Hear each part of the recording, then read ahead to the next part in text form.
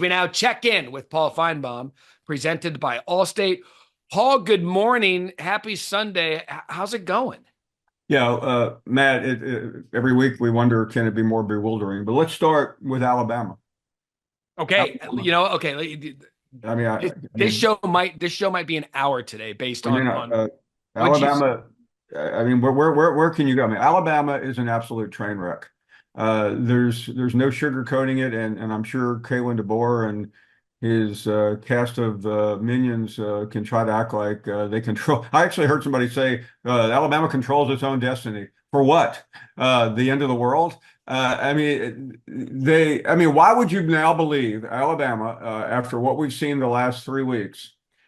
Is now going to get off the canvas, beat Missouri, which is not great, but still formidable, because anybody is formidable for Alabama right now, and then go down to Baton Rouge and beat LSU after what we saw from LSU last night. And that's really the number one bullet point, I think, Matt. Uh, yeah, we may wake up here in a couple of months and look back and go, "Wow, maybe we were wrong." But that's part of the conversation that exists here. But it's not even it's not the play on the field. It's a lack of discipline. I mean, every time they had a chance to put that game a little bit further away from Tennessee or to come back in the game, they made a stupid penalty. They made a stupid decision.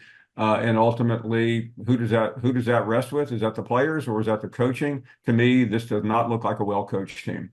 So I brought this up on Sunday Bloody Sunday that there are things about Alabama that are starting to rear their head now, and it's unfortunate in that for 17 years, and I hate look, what do we always say? You don't want to be the guy that replaces the legend. We're seeing it, Paul, right in front of our eyes. Because what happens every time Alabama has a misstep like that personal foul late in the game?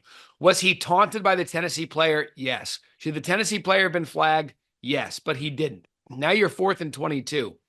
What we're seeing, Paul, is we're seeing an Alabama program who is so locked up for 17 years under Nick Saban. It's almost as if now that Saban's gone, everyone in the building relaxed. And we're seeing it on Saturdays with stuff we haven't seen in a decade plus. And if you hit on it, think about where we were, was it 4 Sundays ago Yeah, today after Georgia? And we're talking about closure in the Nick Saban era. They got it right. Alabama could be better.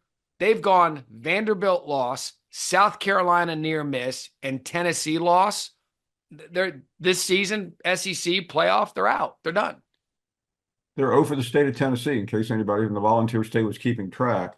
Matt, listen, yeah, it was 3 weeks ago today. I sat here and talked about how Alabama looked better coached last night, meaning the Georgia game, than the last couple of years of Nick Saban. I meant by that, it looked like they were together across the board. Saban did not have a great staff his last year. Um, it was a mirage. And we certainly you can I don't even care about the Georgia game anymore because they threw it away.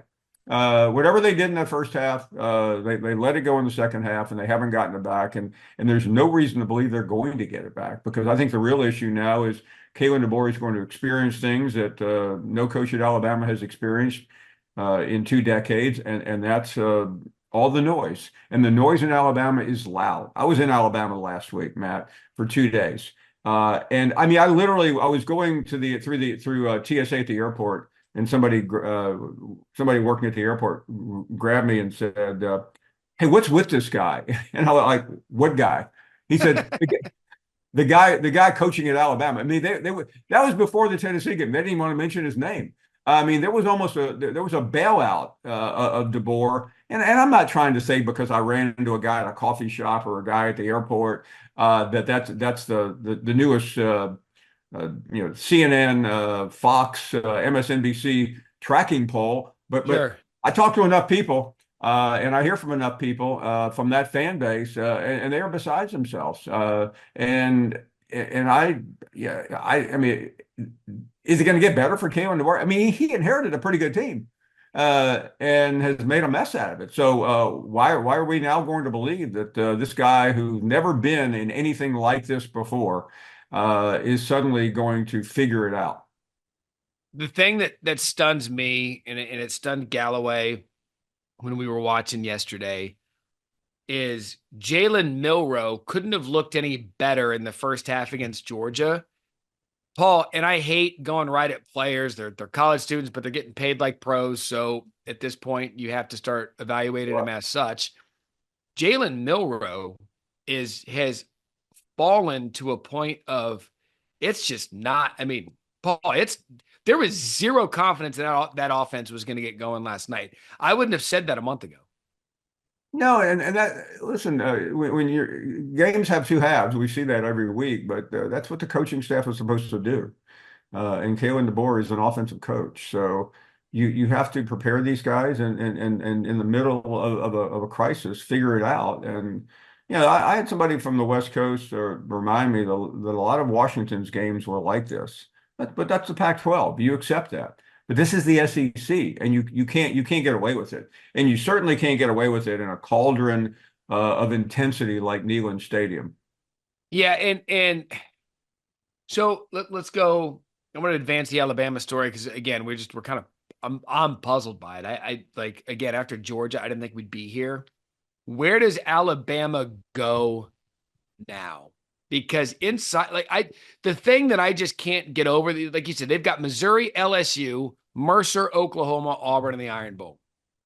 The thing that I can't get over, 4 weeks in a row, they've had penalties that have been absolutely debilitating. Not procedure, not holding, just boneheaded lack of discipline penalties. To me, that's the sign of a program that's not healthy. Yeah, listen, I don't want to chisel this down and sound like every high school coach in America, but they really it's now week to week. Missouri, it's hard to believe Missouri is capable of beating Alabama for what we saw against Auburn yesterday. Yeah, it was one for the ages, but it was against Auburn, Right. which is program spinning out of control. It's really going to come down to the LSU game, and that's an equally intense atmosphere, maybe more intense, depending on what time that game starts. But I can't imagine that not being a night game. Sure. But who knows? I don't do the schedule for ABC.